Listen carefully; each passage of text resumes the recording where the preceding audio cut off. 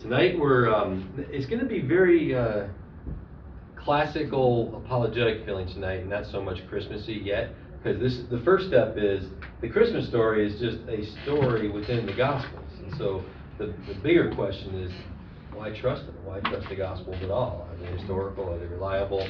And that's what we do in our "Well, I Don't Have Enough Faith to Be an Atheist" class. We build up to, the Bible is the Word of God.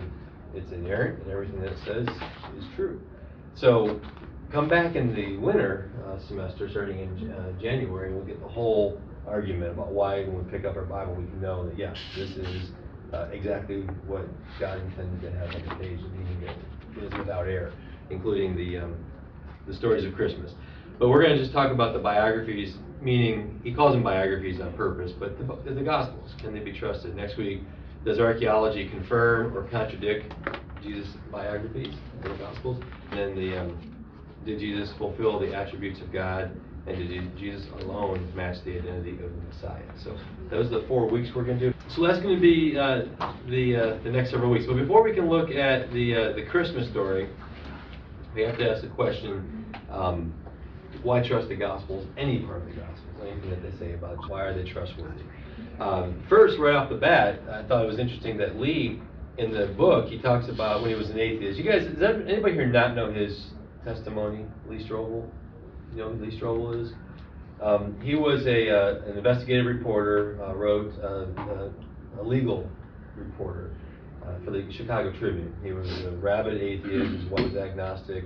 His wife got saved, and he was really bothered by it. And so he started to use his investigative reporter skills to try and disprove for his wife, because I married a reasonable woman. She's just going through a phase. I'm going to, get all the data to show her that this is garbage, and then she'll be convinced and come back to rationality. That was his project.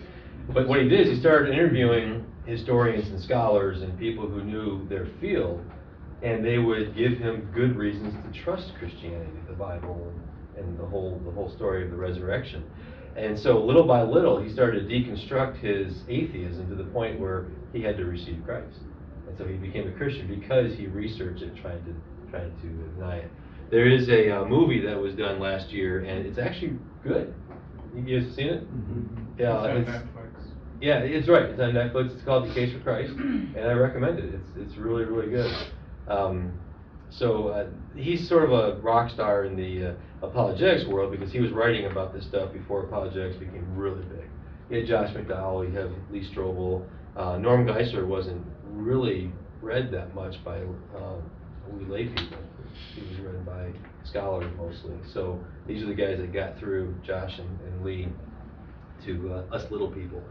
But I thought it was interesting that when he started out, his thought process was, well, of course the Gospels are false, the Christmas story is false, because virgins don't get pregnant. There is no God who became a baby, or so I thought. So obviously Christmas can't be true. It's a nice season, everyone's reminiscing about, it'd be similar to the Tooth Fairy, celebrating the Tooth Fairy. It's fun, we do it, but there's no truth to it. That's where he stood. But if you remember, what are the first couple of steps in the apologetic method that we do? You guys remember the first one? There's truth. Yep. And then the second one? We can know the truth. Yep, yeah. One and two, yep. Truth about reality is knowable, and the opposite of true is false. There's a 12-step, a 12-point argument that is the method that is called the classical apologetic method. And it's 12. It sounds like, oh gosh, 12. It takes that many points to make. But the reason it's so long is that you can take somebody from I don't believe anything at all to Christianity is true, and I have to make a decision on whether or not to accept Jesus. That's what the 12 points give you. And so the first 2 points is, yes, the reality is you can know things about the world. Opposite of true is false, so you can't have contradictory beliefs that are both true. And then the third one is God exists, theistic God exists. And if God exists, then what are possible? Miracles. Right. And so you go through all this stuff before even cracking open the Bible. Because if miracles aren't possible, then the Christmas story is just a story. The whole gospel is pretty much just a story, because most of it has fanciful things like Jesus healing people and demons and all sorts of supernatural I really never understood the value of the miracles until I looked at it from that apologetics point of view. Now they mean, it used to be as just, oh yeah, that happened, but now it's like, wow, there's a reason it happened. It was God saying, Yeah. listen to this guy, he's my son. And the apostles did miracles for the same reason, the prophets, and not even all of them, but many of the prophets did miracles, like Moses, because God was saying, all right, I got something new. Here, listen to this guy. He's my guy, I called him. So that's what miracles, they serve a purpose. They're not our superpowers that we have as Christians, and we just call forth miracles whenever we have the whim to do it. They're not for us. They're for the people that we can minister to. So you notice how his objection to the Christmas story had all that behind it. That's why we do apologetics the way we do it, because we can go to someone like him and say, well, forget the Christmas story for a second. Do you think that there's such a thing as like truth and false? That say Jesus either lived or didn't live, right? There's no in between. So you start to reason with people along those lines. And then why do you think that do you have a believing God does not exist? And let them talk and say, well, here are all the reasons why I don't think God exists. I won't go into all that. I'm always tempted to go off on rabbit trails, but they have to give reasons why they believe atheism is true. There's this thing called default atheism, which is, well, atheism is true unless you can convince me there's a God. It's sort of well, I don't have a belief, so I can't defend not having a belief. I just lack a belief in God. No, you're claiming to have knowledge. You claim the proposition God does not exist. You're claiming that is true. You have to give reasons for why that is true, Mr. Atheist, and then find out what their reasons are, and then you can come out with all of our reasons why we think God does exist. And so if God does exist, can this God interact with the world? It seems obvious, but there are arguments that philosophers have made, like Hume, Kant. You've heard these names. Philosophy majors like to throw them around, even though my experience is most of them haven't read very much of them. So when I hear them debating people who have, like, hey, you haven't even read them. So Hume and Kant gave good meaning sophisticated arguments why miracles are impossible, even as God does exist. And so in the book, I Don't Have Enough Faith to Be an Atheist, there's a whole chapter why that's false, why that argument doesn't hold. So now we get to the point, Lee, I'm talking to Lee Strobel, God exists, miracles are possible. Now why don't you believe in the Christmas story? Because you said it was because, well, virgins don't give birth. We would say, yeah, you're right. Naturally, nothing. If regular biological processes were at play, we would agree with you. But that's the whole point, is that there's a miracle happening. So all of that stuff, right up to before you even start talking about evidences for this gospel versus that gospel, the synoptics versus the Gospel of John, for example, or the apocryphal gospels, we'll talk about all that. Before all of that conversation, don't let people bog you down in the weeds, I guess is the point. Back up, wait a second, do you even think God exists? Do you think that truth exists? Get that out of them to begin with. Who was Jesus? If you remember in the book, he lists several of them. I put a few extras in there. Jesus actually has been called by critical scholars a cynic philosopher, apocalyptic prophet, a zealot, a rabbi, okay, Pharisee, sure. Jesus was actually called a feminist. There's actually a whole body of work, the feminist gospel. I don't know, I mean, it's a stretch. I've read snippets of some of their arguments, and it's like painful to read. A radical egalitarian, postmodern social critic, which is kind of funny.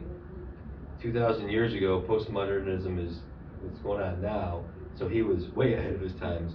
And then radical, Richard Carrier level radical scholars will say that Jesus is completely fiction. There was not even a historical man named Jesus. If you know who Bart Ehrman is, he's at UNC Chapel Hill, and one of the more famous atheists of today. But he believes Jesus existed. He actually wrote he had a public debate against Richard Carrier, and he said, because Richard Carrier's trying to say Jesus is completely a work of fiction. And hearing one atheist telling another atheist, you're nuts. He literally said, he goes, that's the craziest belief. That is, to believe that Jesus didn't exist, a person named Jesus that roughly resembles the Gospels and the traditions, this is an atheist talking, is nonsense. And he went through all the reasons why. So it's kind of ironic that here an atheist is arguing with an atheist, that we disagree with Bart Ehrman about everything after that point. But it's just very, very, very few people who have studied history would claim that Jesus didn't exist. So we're on solid ground there. But they did claim it. But can we really trust the biographies of Jesus? So if we know that Jesus existed, we'll say it in the past tense. As Christians, we would say Jesus still exists, right? He's alive and well at the right hand of the Father. But I think it's best to talk at the level of the person that you're speaking to, and so don't try to win just the argument by jumping to the conclusion that Jesus is alive today. Okay, well, we all believe that Jesus did exist, right? Okay, how do we know that? How do we know that Jesus existed? Well, history tells us. Well, what do we mean by history? Well, there are seven references by, I think it's 5 authors, but Josephus, the Jewish historian, Tacitus, Pliny the Younger. You ever see the movie, it's Pompeii?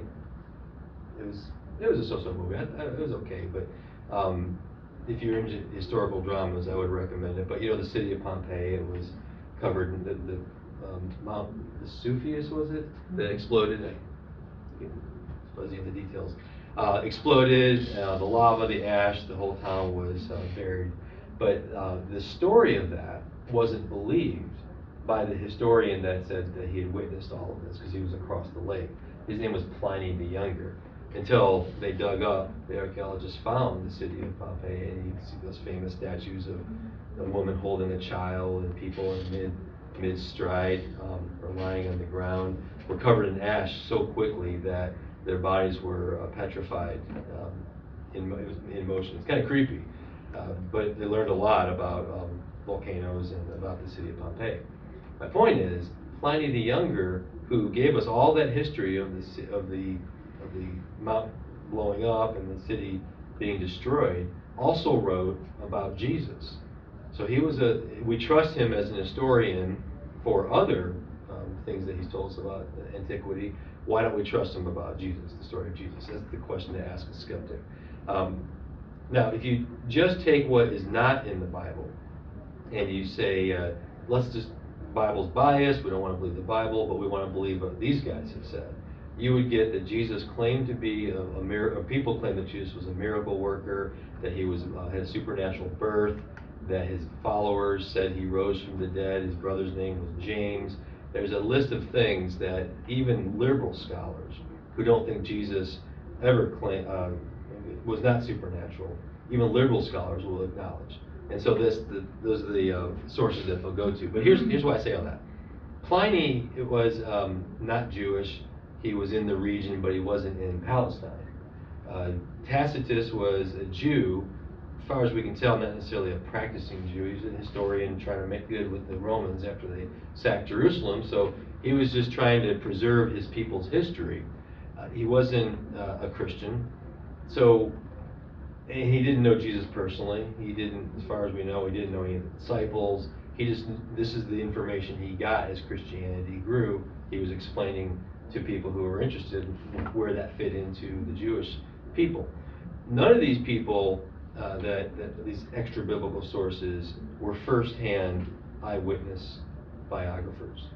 So the question to ask is, if you're telling me that I can only trust non-biblical sources, what you're saying is you'd rather listen to people who weren't there. So it's like saying, well, there's a car accident. I don't want to hear from you. You went home after the car accident, witnessing the car accident, and you went home and told your spouse, I want to go interview your spouse because that's more reliable. It would be crazy, right? You want to talk to the people who actually saw it, not the ones who heard from the ones who saw it. So the biographies, that's why he calls them the biographies, is to get more historical, are people who either, in Matthew and John's case, they were the disciples. In Mark's and Luke's case, they were the recorders of the disciples, so Peter and Paul. It's their stories by Luke and by Mark. So, any questions yet? Do all that because just background information before we dive in and start swimming. In the book, the way that Lee Strobel does all of his books, he has the case for Christ, the case for Christmas, the case for Easter, the case for faith. So he goes and interviews experts in certain fields, and then he writes a chapter. It reads just like a newspaper article. It's really easy to read. That's why I recommend these books, because you can get a good amount of apologetics without having any kind of advanced knowledge. He writes for us. But in this case here, the first chapter, he goes and interviews Craig Bloomberg. You were at the debate, or the conference, and you were too. You were there on Friday night? Were you there too, Friday night? Okay. So on Friday night, the debate, Bloomberg, is he one that sides with Lacona? I know his name's been brought up in the debate, but do you remember hearing anything in that? So, that's not that important for what we're going to talk about tonight, but he is a New Testament scholar and conservative in every way in his theology. He's been teaching at Denver Seminary since 1986, I think it was, the mid-late 80s. So, solid guy, considered an expert in the field. That's the person that Lee Strobel interviews in the first chapter here, and that's all the stuff we're going to get is going to be from him. So, synoptics. Matthew, Mark, and Luke are called the synoptics. It's a word that means, put the word, give it the actual word, I have it on the next slide, I'll tell you, hang on for that. The synoptic gospels are Matthew, Mark, and Luke. The reason they're separated from John is that there are a lot of similarities between Matthew, Mark, and Luke in terms of the stories that are told about Jesus' ministry, the order in which they happen. Some of them are 100% just, they're exactly the same thing, word for word. And not just in the quotes of Jesus, so Jesus said this, you would expect that to be close. But even the narration that happens in between Jesus speaking, like he went here and did this, that is in this exact same, the sentences are the same in many places, and it diverges in many places. So you have 3 biographies of Jesus, and those are how to take the 3 of them where they differ, and what to do with those differences is what the debate was about on Friday night. Skeptics will use that to say, yeah, see, this is all just what you would expect when legend comes up around a person that was a famous teacher or preacher or whatever. You would expect these differences because it didn't actually happen. So as they told you the more fanciful stories like the resurrection and the crucifixion and some of the miracle stories, you would have differences in the storytelling because it didn't even happen. But the synoptic gospels, can we trust them is the question. Matthew, Mark, and Luke. So think about if you're going to write a fake story. So everyone already is verbally, through oral tradition, they know the 12 disciples, the 12 apostles. They got big names. The inner 3, right? James, Peter, and John. You would want your gospel to be written in their name and under their authority. Matthew was the least liked because he was a tax collector. Why would, if you're faking it, let's just give them that. Okay, these are all just fictions based on some loose history, but they're not real. Why would you name it after Matthew? Why would you name it after Mark, who's not even an apostle, and Luke, who's not even an apostle? We would pick the big name people, and that's strengthened by the fact that you do have apocryphal gospels from Peter, Mary, James, Thomas, the inner circle, the people that the superstars, but they don't even show up until the 2nd and 3rd centuries, well after everybody's already dead. So we know that they weren't written by them because they were long gone. But the contrast between those apocryphal gospels and the actual gospels is what makes the actual gospels more believable. The stories in the apocryphal gospels sound like you're reading a comic book, more special effects language and greater than life kind of language, whereas in the synoptic gospels, at times it can be kind of dull. And then we got in a boat and we went here and then this happened, and it's not trying to be supernatural sounding except for the times that there were miracles. But even then, it's sort of just reporting like, and then Jesus did this and the guy got up and walked, and Jesus said, get out, legion, and the demons did. It's just matter of factish, whereas in the Apocryphal, it would say things like, and then he stood face to face with the demon, he looked him in the eye. You would expect all the pomp and circumstance around that.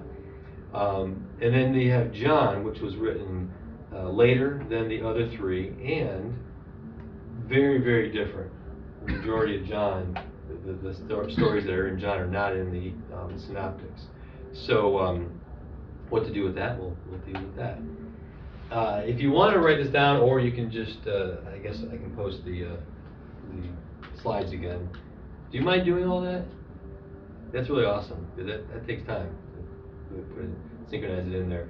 But this is a very good blog that I found on Zondervan's website, just with some bullet points and explanations in between. He does a good job saying, these are the two ways of understanding the Gospels and when they were written, and here are the pros and cons of each. And I'll tell you what I think is the case, but it's not, there's nothing riding on, like if you believe one way or the other, you're either a heretic or a Christian. It's not that. But here's why they think that the three Gospels need to be put together in some shape or form. Over 90% of Mark appears in either Matthew or Luke. So the majority of Mark is just repetition of what's in Matthew and Luke. In many cases, the wording is unchanged or barely different, like I said before, like even the narrative portion, not just the quotes of Jesus. The word synoptic is actually a Greek word, synoptikos, and it means able to be seen together. Yeah, that's where the word comes from. The question is, which gospel came first? Because this is what scholars debate, and it does follow, at least the people who do go the liberal path all follow one line of reasoning, and the conservative scholars will follow the other line of reasoning, but the conservative line of reasoning is the minority position.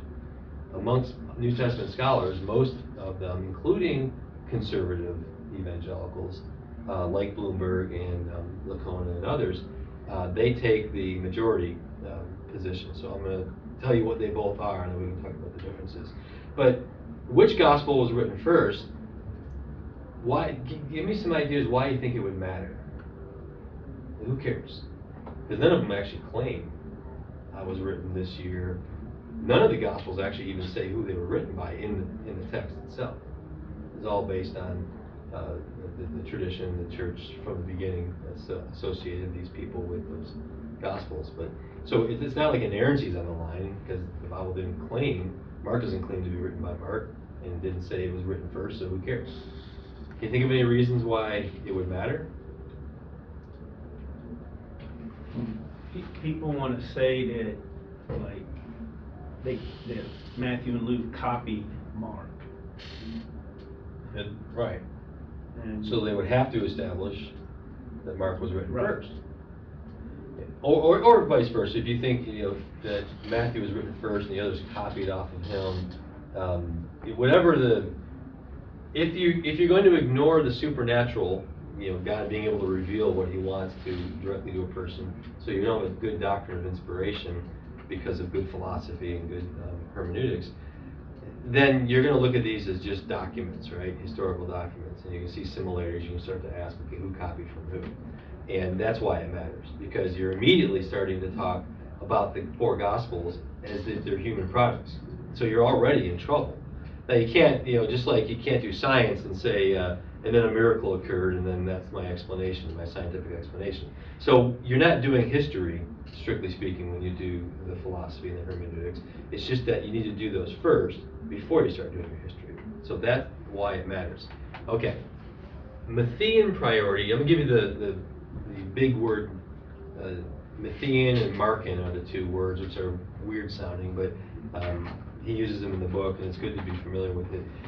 Matthean priority, it means Matthew was written first, and the others came after. Usually you would say Matthew, then Luke, and then Mark is the standard way.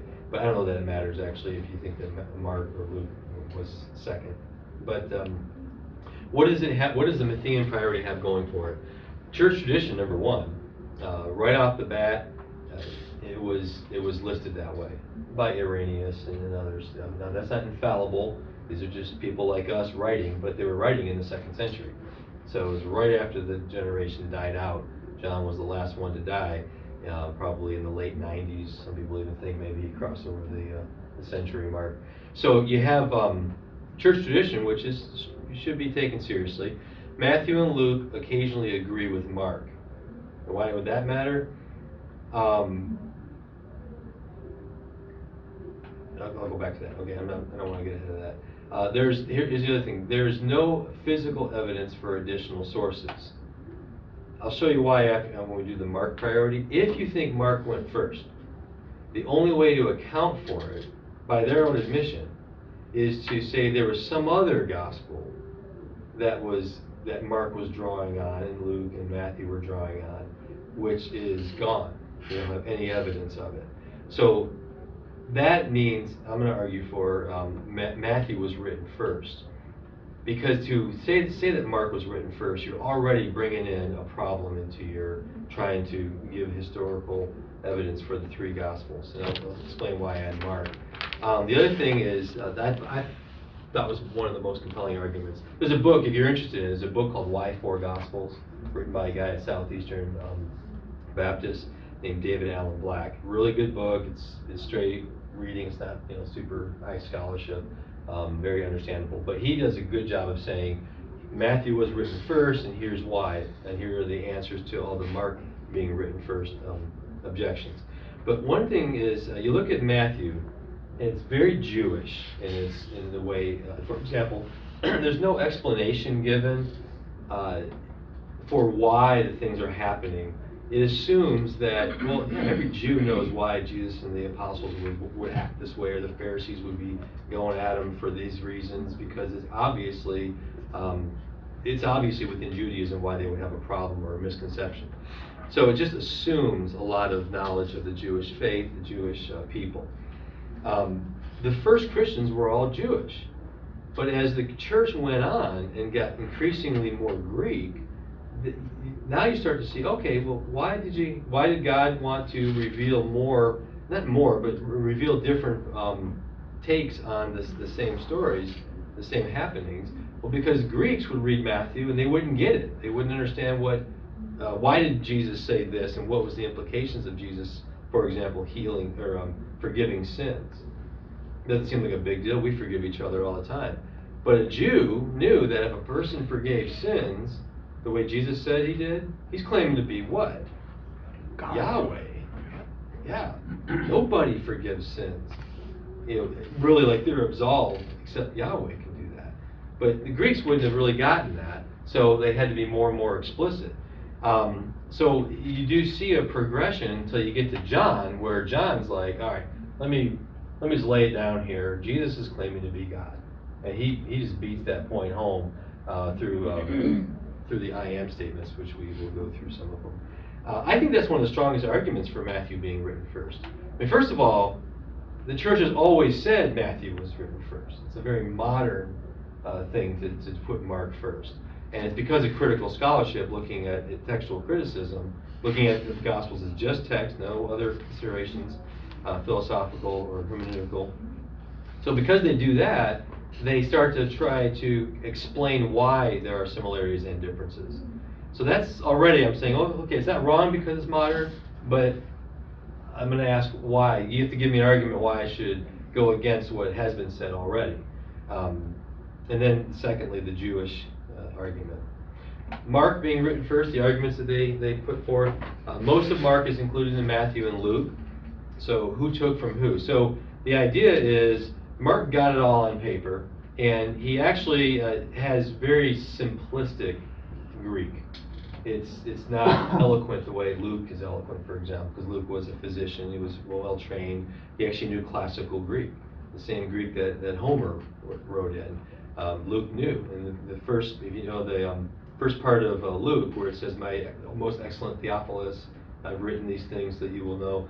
That's actually written classical Greek, and then after he's done with that opening, he switches to Koine Greek, which is the common Greek language.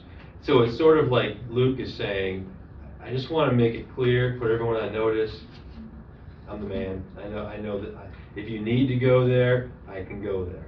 That's essentially what he's saying. So now you have Mark, who's sort of the farmer, the hick, who just wanted to get all this stuff down, very simple language. It's not, there aren't, Lacona actually, I think falsely, said that there are grammatical errors even in the Gospel of Mark. That's actually not a good representation. It's simplistic. It's like, it's not Jesus saying, you know, him and me went to the mall.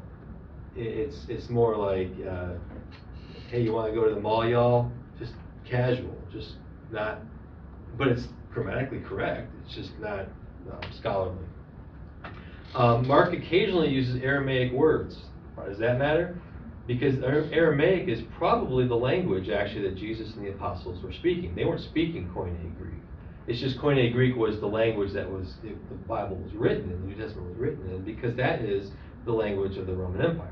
So Jesus was actually probably verbally saying everything in Aramaic, because that's the language that the Jews spoke at that time. And Mark is the only one. So like the term Abba, Father, you know that passage? Abba is an Aramaic term for dad. That's not in the other Gospels, it's only in Mark. And they would point to that and say, that would mean that it's probably written sooner when the readers of Mark were still largely the same people that were listening to Jesus, meaning they spoke Aramaic every day. So he slid in a few of those things to identify with them, relate with them. If Mark is copying Luke or Matthew, why does Mark leave so much out? So if you got Matthew, which is really long, you have Luke, which is really technical, and then you have Mark coming last, why did he simplify it? Why is it basically repeating what the others said and doing it in a more simplistic way? So that's their argument, which is reasonable. And why is it then that the synoptics are generally following the order of events that Mark has, whereas the synoptic, that Luke and Matthew don't follow each other, and the points where they share stories that are not in Mark, they diverge from each other in terms of the order of the stories. But in every part where Mark is, the stories in Mark are also in Luke, Luke follows Mark's order. I think it's almost universal. I don't know if it's every single time. And then same thing with Matthew. But when Matthew and Luke are relaying a story that's not in Mark, there's some differences in where it shows up in the gospel. So they point to that and say, yeah, because they were getting from Mark and they were adding to the things that Mark didn't include in Jesus' life.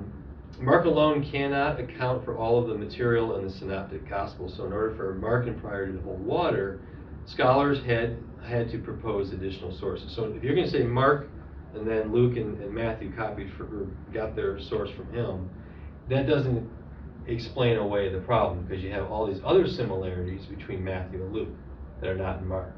Well, how do you explain those if they're both copying from Mark? You see the problem where you have additional information. So 100% based on just that observation, something called Q was proposed when the higher criticism came about in Germany. Q is German for Quell, which means source.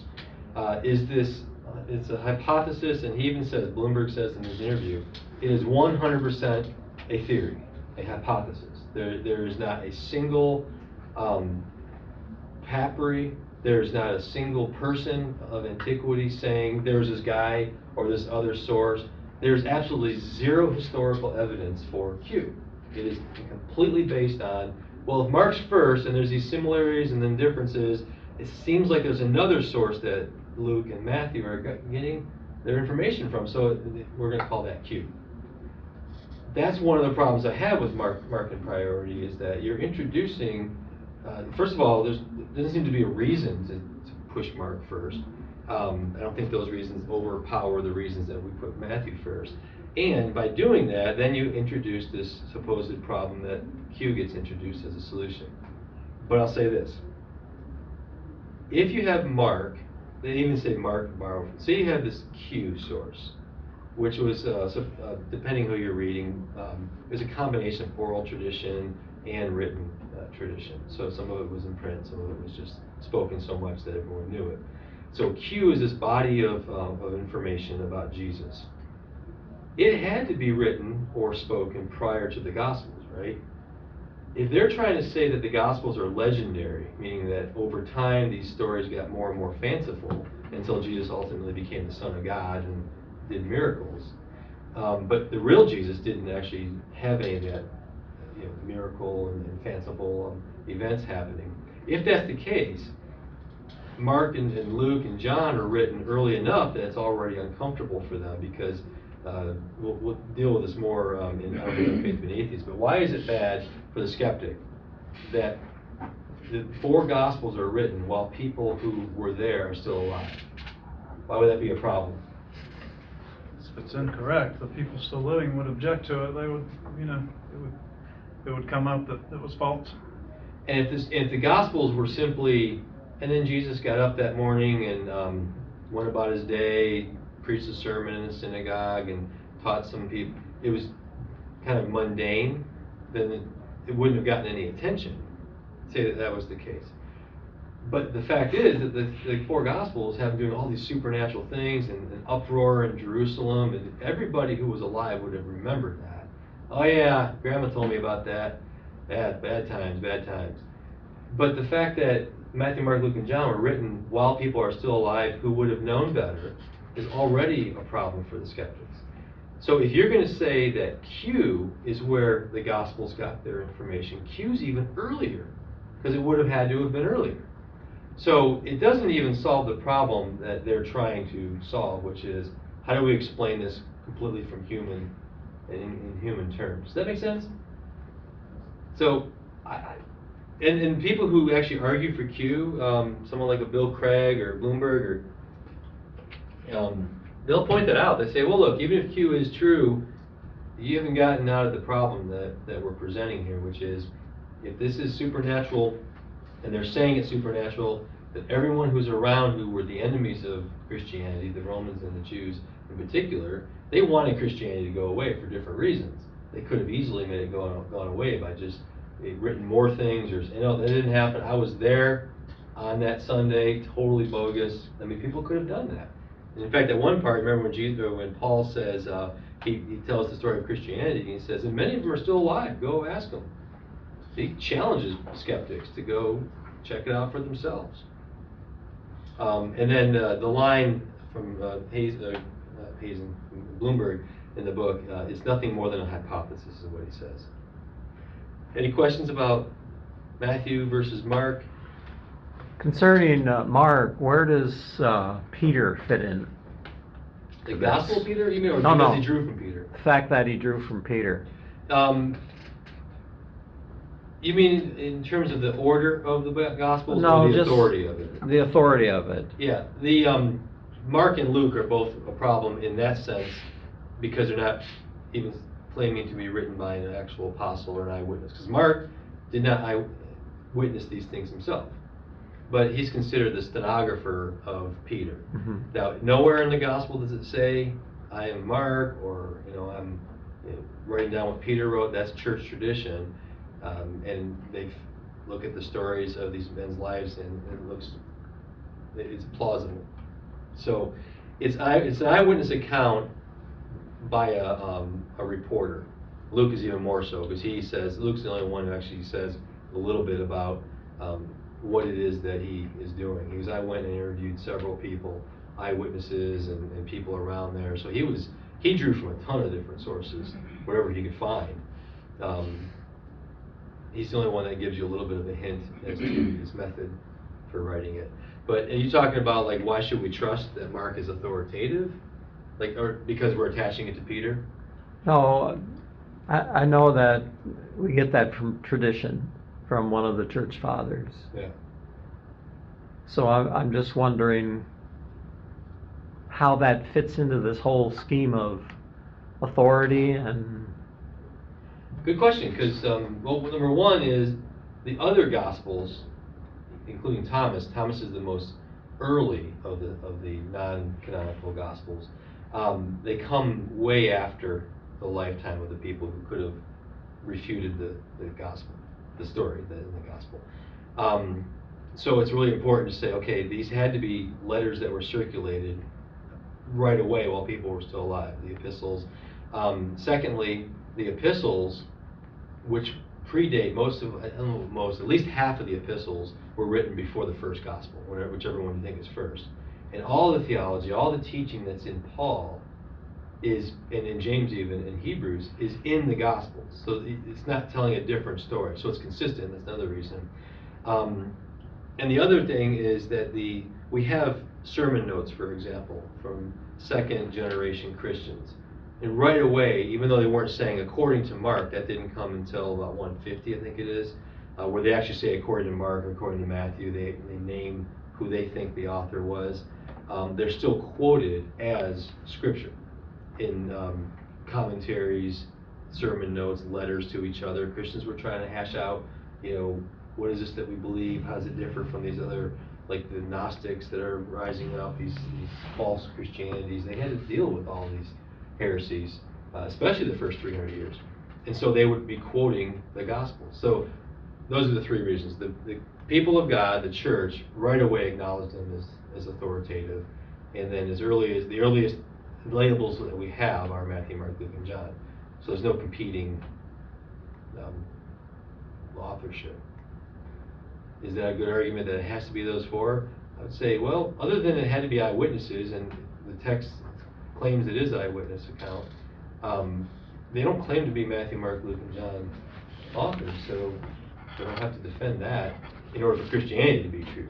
Just this is an accurate historical account of what happened in the life of Jesus. And if it is, he rose from the dead, and you have a big problem on your hands if you're going to reject that. This man rose from the dead. He said he did it to die for your sins.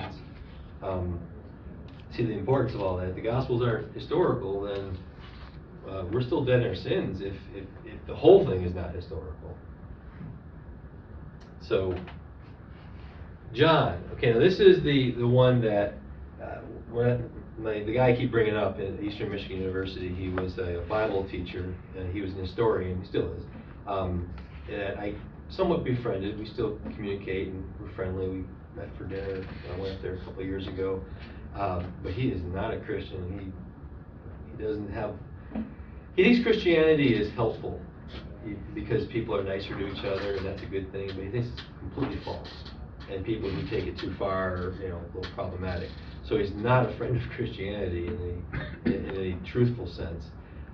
So he would say this too. He would talk about just the synoptics, and one of us asked in class, well, there are four Gospels, right? He goes, yeah, nobody believed John was actually written by John. Nobody even pays attention to John. He had a dismissive attitude about John. So I was really interested in learning more about why is it that he thought that, number one, and what's the answer to it. Again, it doesn't say it was written by John. It doesn't say, I, John, penned these words. It was attributed to John right away. There was some debate about whether it was John the Apostle or another John, but either way, it was an eyewitness. There's a little hint of, was it the other John or some other John that we don't know, but everyone agreed that it was an eyewitness. 90% of the book, you don't find in the synoptics. Completely not in the synoptics. So that's one reason why, that's the main reason. They say, first of all, this is what my teacher said. Did Jesus think he was God? That was the way he posed the question that day. Because Christianity says Father, Son, Holy Spirit.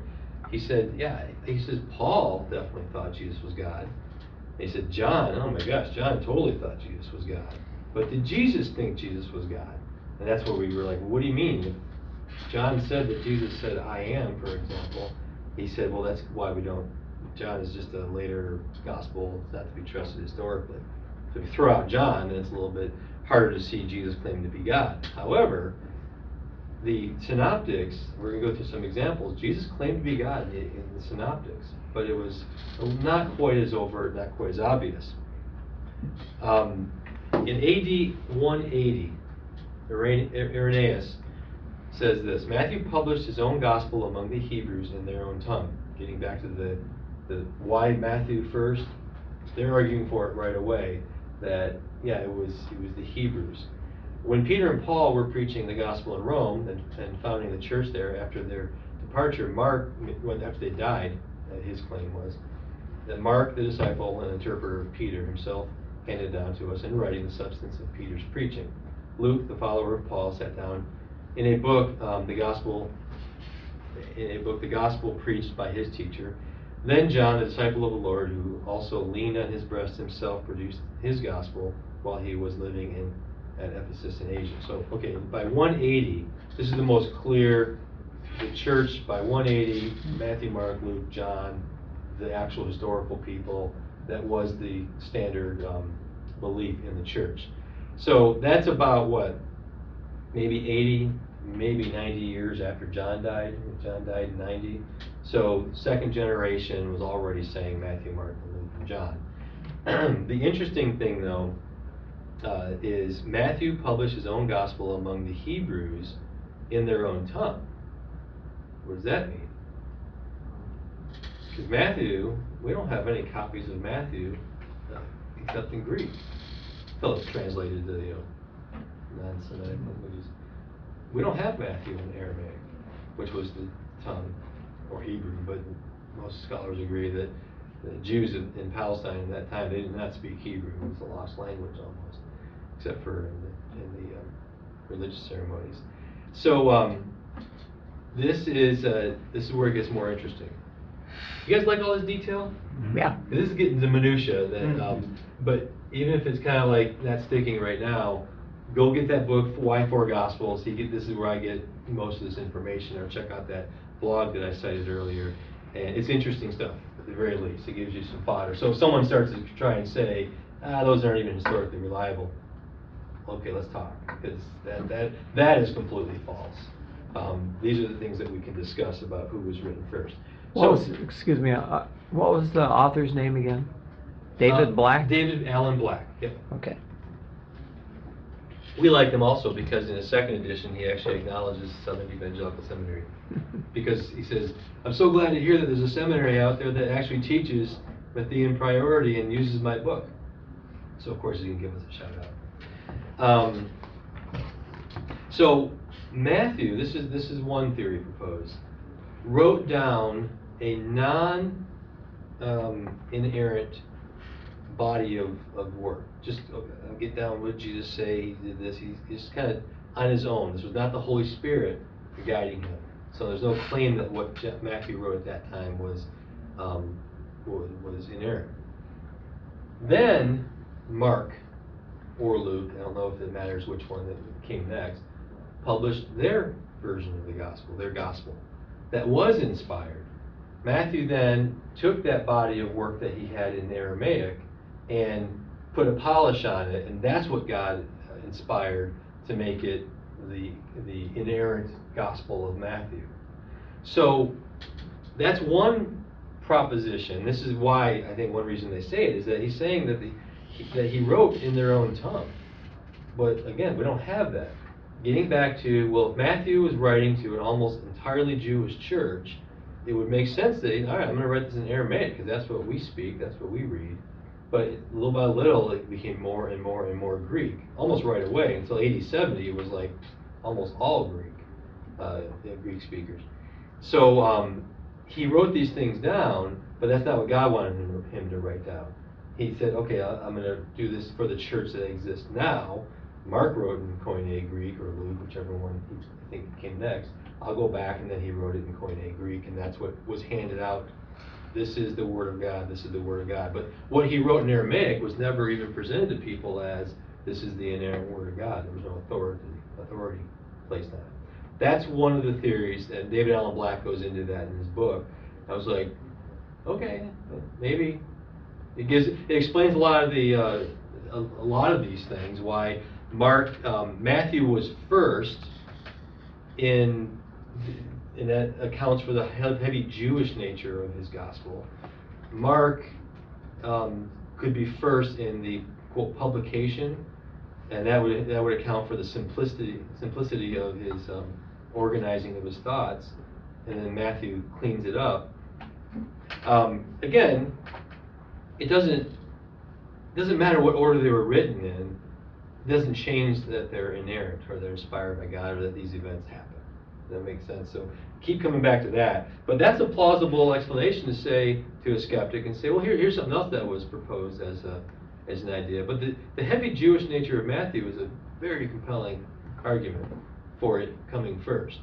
And it could be enough to stop somebody from dismissing the gospel altogether, just to say, there's a lot to, as historians, to debate about the order of these things, but none of those debates would mean that you want to throw out the gospels. John, okay, why is John different and why is it being dismissed? The higher Christology, this is what my professor was saying. The way he put it, he goes, yeah, the divinity of Jesus is nowhere in the synoptics, but you can't even read a page of John without Jesus saying, I'm God, I'm God. He was trying to mock it. He says, that's why I dismiss it, because for that reason. And the reason is, it is very heavy. That's why we go to John a lot to prove the divinity of Christ, because it's explicit.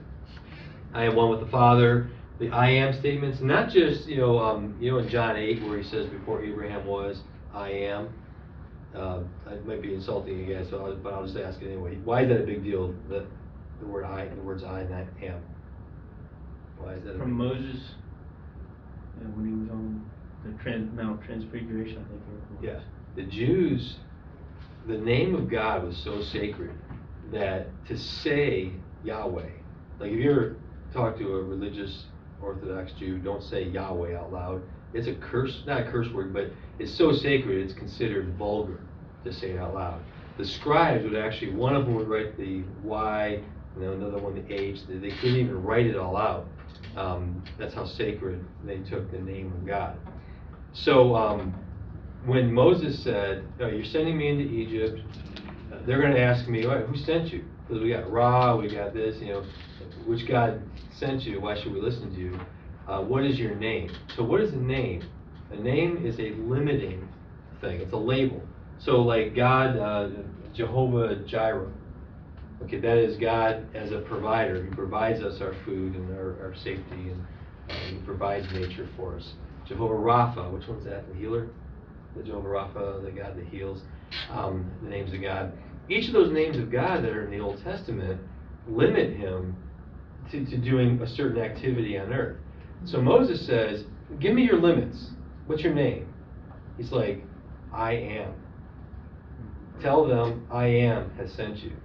Now that sounds like bad grammar, but it's just, after studying some of the arguments for God's existence, like His pure actuality, wow, that starts to blow your mind. Like you can't limit me. I am the existence. Go tell them that.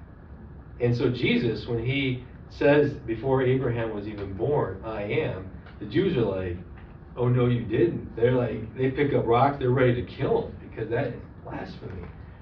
It would be blasphemy if someone other than Yahweh said it. So they didn't even entertain that idea. It's a huge, huge deal. In Matthew, Mark, and Mark, here's one of the statements. So the skeptics, or the critics will say, like my teacher, Matthew, Mark, and Luke don't have any claims of Jesus to be God. That's actually not true. They're not explicit. Why do you think they might not be explicit? I said earlier about Jesus forgiving sins, for example. That's the point there, and one we didn't bring up yet, but Jesus accepts worship. Now imagine someone in a Jewish mindset, a human being accepting any kind of worship is against one of the 10 commandments. That is super, super sacred. That's why they would want to kill Him, one of the reasons. So the fact that He accepts worship and He forgives sins in the synoptics, that makes sense. If you're looking back, if you're a Jew, you're reading that, yeah, I get it, this guy's claiming to be God. But even stronger, Matthew and Mark, so here you got, it's kind of ironic, Matthew and Mark are the two that were debating about which one came first. Doesn't matter, because this story is in both of them. Jesus goes out and walks on the water, and the disciples freak out. They think it's a ghost, right? And in an English translation, it says something like, fear not, for it's me. But that's not what it actually says in Greek. It says, fear not, I am. And I am is the exact same I am Greek that's in John 8. Before Abraham was, I am. So He actually did claim to be God, claim to be Yahweh in the Synoptic Gospels. It just isn't as obvious to a non-Jewish reader, which again lends credibility to, as the church progressed, then you needed more and more explicit statements of Jesus being claiming to be God. This one is often, I think, undersold. But when Jesus claims to be the Son of Man, Son of God, Son of Man, I always kind of thought that it was sort of Son of Man was his human nature, Son of God was his divine nature, is how I parsed out in my mind. Turns out that that's not the case. The Son of Man, the term Son of Man, is actually referring back to Daniel. In my vision at night, I looked up, and there before me was one like a Son of Man, coming with the clouds of heaven. You have some imagery there of the second coming of Jesus, and also the ascension. It's hearkening back to this. He approached the Ancient of Days and was led into his presence. He was given authority, glory, sovereign power. All nations and peoples of every language worshipped him. Now, if you're worshiping him, Jewish writer Daniel, he's saying this is God. Because a Jew would never say, worship something other than God. His dominion is an everlasting dominion that will not pass away, and his kingdom is one that will never be destroyed. Are there any earthly kingdoms, any earthly rulers that can be said of? No, every Jew knew he was talking about Yahweh here. So when Jesus said things, he used the Son of Man phrase more than a few times in the Synoptic Gospels. The Jews knew what he was talking about, and it ticked them off, all the way up to his last trial in Mark. Again, it was a matter of Mark or Matthew was first. You have Jesus claiming to be God in both. This was the strongest one, I thought. Again, the high priest asked him, remember he was all quiet when they were grilling him, are you the Messiah? Are you the Son of the Blessed One? Jesus says, I am. And then just to drive it home, he harkens back to Daniel. And you will see the Son of Man sitting at the right hand of the Mighty One and coming on the clouds of heaven. Okay, if that's just talking about his human nature, the Son of Man is just the human nature, why did the priest then tear his clothes and say, why do we need any more witnesses? He's condemned himself. You have heard the blasphemy. What is blasphemy? Claiming to be God. Or defaming the name of God. They got what he was saying. And to them that was, okay, this is the silver bullet. You just condemned yourself. You claim to be God in everyone's presence here. We're going to kill you now. The Jews got what he was saying. I was going to say something else that might come up later, but I didn't write it down. So, okay, so Jesus claimed to be God right from the beginning in the Synoptics and in the Gospel of John. Oh, I know what I was going to say. Okay, I'm reading. I got as a gift a CESV or CEV. Is that it's the same version of the Apologetics Bibles? Who's got? Do you have one?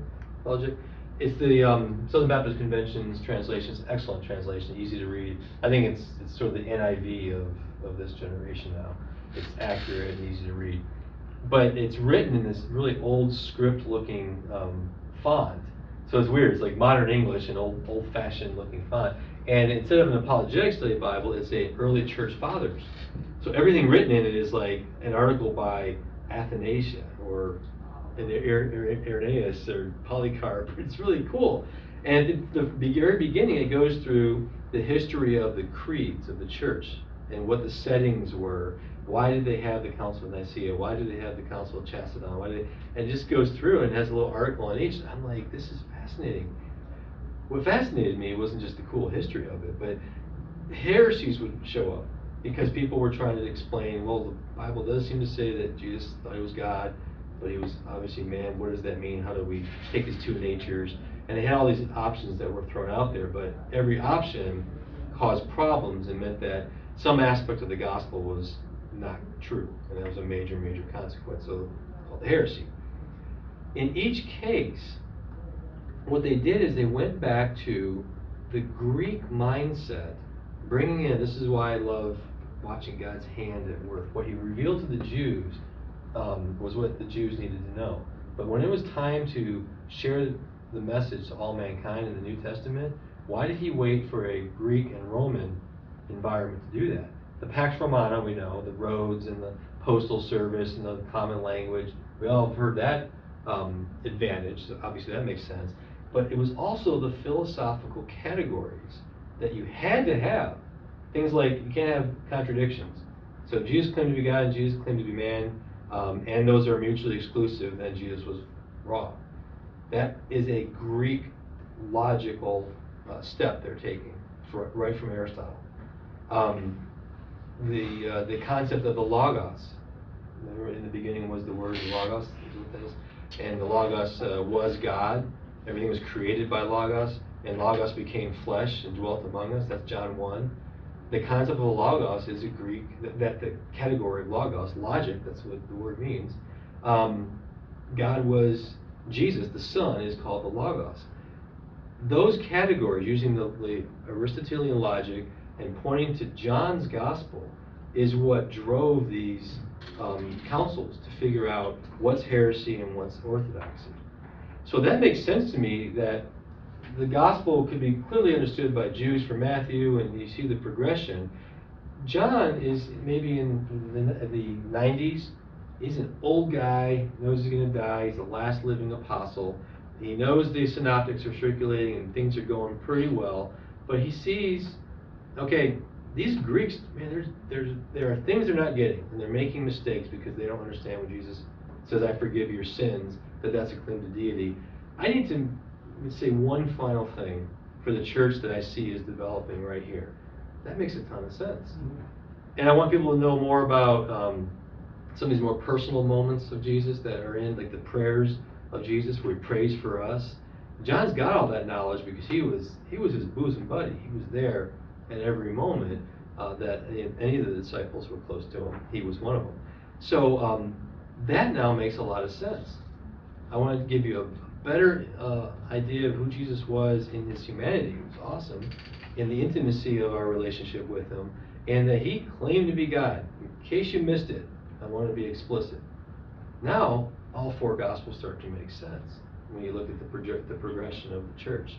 To me, that's a very powerful statement. Okay, can we trust the Gospels? We went through all of the comparing them to each other, but can we trust them? Did they say the right thing?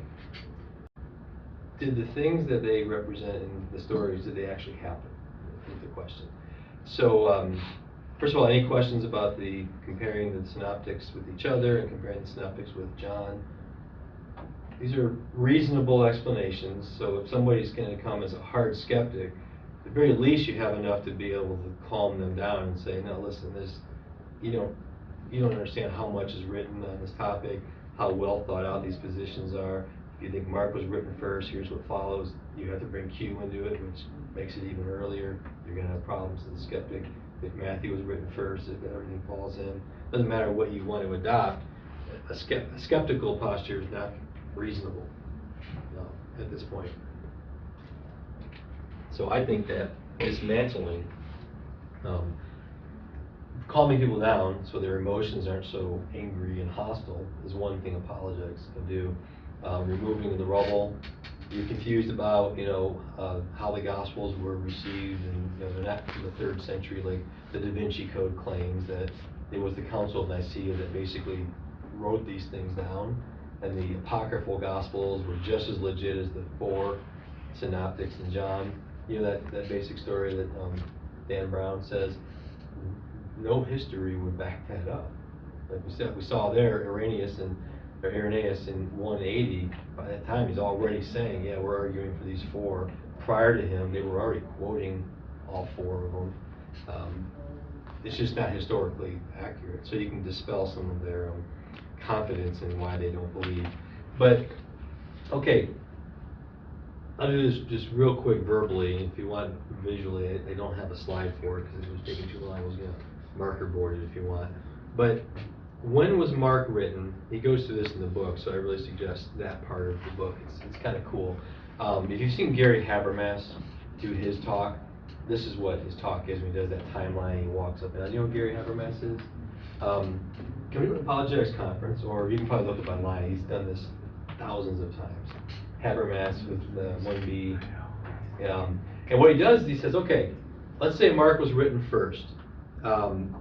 If Mark was written first, and he gives the skeptics their date of 80 AD, which is not reasonable. It's really closer to the 40s and 50s probably, but let's say it's 80 AD. Mark was written here, and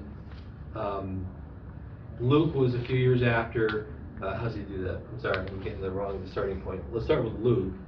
If Luke is in the 80s, the early 80s, And we know that Luke has 2 books, right? The Gospel and then Acts. Because in the book of Acts it says, in my first book I told you about Jesus, now I'm going to tell you about what happened with all his disciples, about the church. 80 is a very unreasonable year to place the book of Acts. And that's because at the end, the main character in the majority of Acts is Paul. But it abruptly ends with him in prison in Rome, and he hasn't even gone on trial yet. So we know that more happened after that because 2 Timothy was written after that. I think Philippians was after that because that was written from a prison. So there are things we know for sure happened in Paul's life that are not in the book of Acts. So what the argument is that book of Acts ends at a time when Paul was still alive at the very least. Probably not even on his, the death sentence hadn't been issued yet when he wrote 2 Timothy, it had. And he died around 63. So Acts could not have been written after the year 63.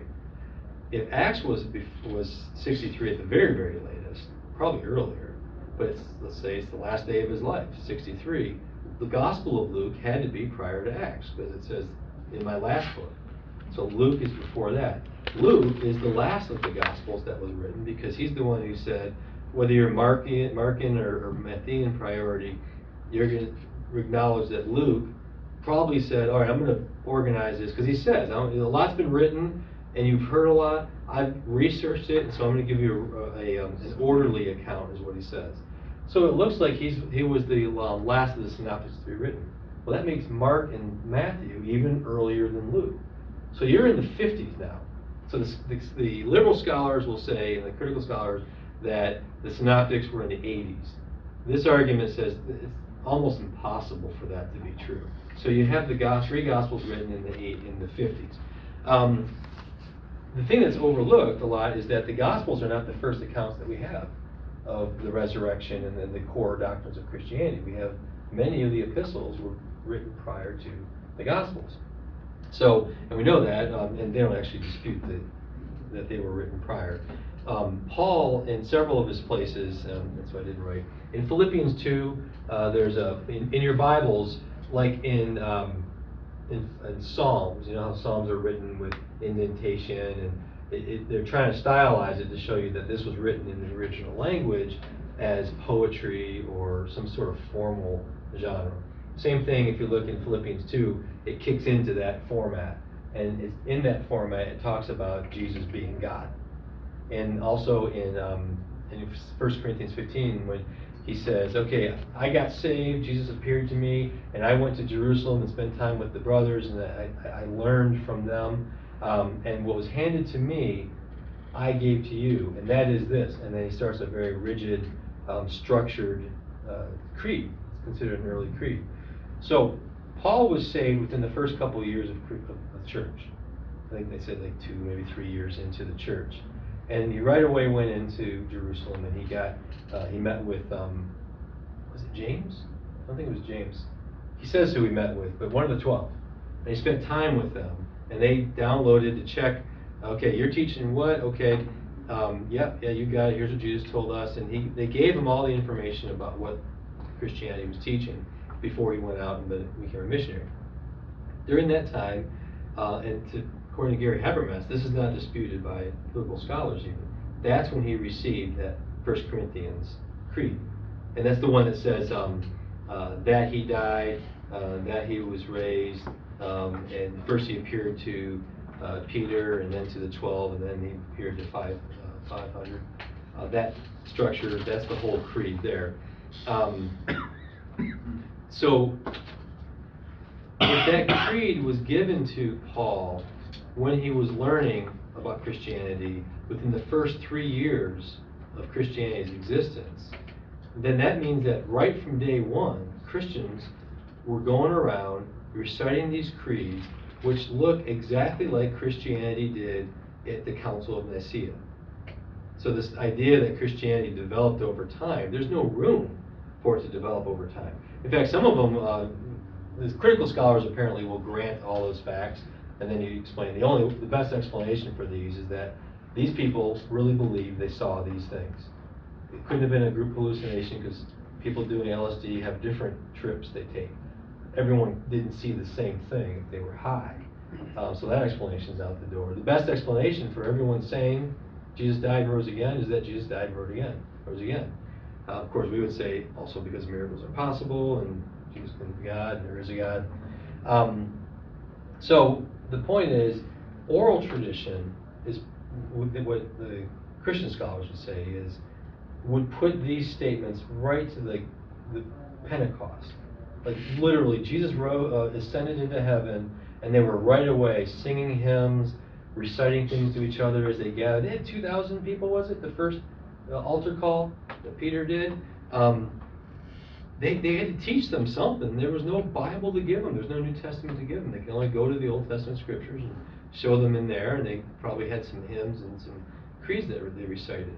So what we as conservative scholar people would say about the conservative scholars is that phrase, or at least the beginnings of it, date to the church's birth.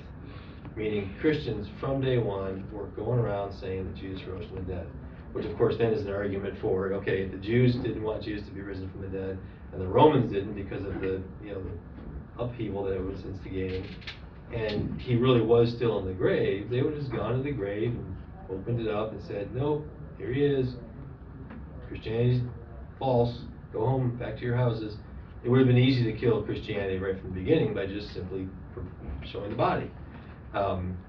That's the argument that Habermas uses. It uses this great visual timeline of, they think they have up until the creeds were written, but no, actually the Bible was written, then the epistles, and then the oral tradition. And it's just, you're right on top of the events themselves, where everyone is within the proximity of Jerusalem. This is not something being heard way over here in the Roman Empire. This is in Jerusalem where the events happened, and the very people who were the ones who sentenced Jesus to death. We're hearing people going around Jerusalem singing these songs and claiming these claims. So I think it's pretty cool. It's like, man, we are in such solid footing. And those converts left thousands of years of religious tradition. They just left it. And probably they weren't invited to their family get-togethers anymore. That's right. They left everything. I mean, for us today, people throw their religion away at the least amount of things. But back then, Yep. it was everything. You remember when we had Sandra Tanner come in and talk about Mormonism? She was on the video, the gal in Utah, and she talked about one reason it's so hard to convert a Mormon is they will be shunned. They are dead to their family. And that's a big consequence. So if you convert from Mormonism to Christianity, it's over socially, your family relations. Islam, same thing. Sometimes you're actually literally dead because they'll kill you, because the Quran actually instructs you, if you convert from Islam to Christianity, to kill them, honor killing. Whether that's metaphorical or literal, they debate, but it does say to do that. That's what it would have been like, yeah. So there are some modern examples. We don't have any idea what that would be like as kind of waspy, generic Americans, but we can look at the Mormons and look at the Muslims and see how intense they are about conversion. And that's exactly what all these first century Jews were walking away from. Plus the embarrassing testimony, remember that? When we did I Don't Have Enough Faith. So if it's made up and they sat down to compile these Gospels, Peter, the apostles are constantly like ignorant. Jesus is saying, hey, I'm going to die and rise again. Okay, so when are you going to come in your glory and take over the Romans? I'm going to die. Jesus is saying it, and they're just clueless. They wouldn't be making themselves looking clueless and ineffective.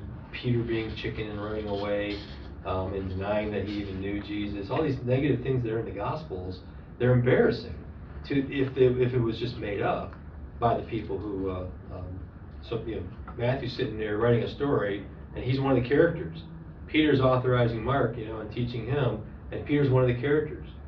It's embarrassing to say all these things, but why would they do that? Because that's how it happened, and for better or worse, this is history, and we're writing it for how it happened. So that's the further argument that we can trust these things. There's so many reasons to look at the Gospels and say, completely trustworthy, historically, in all its content.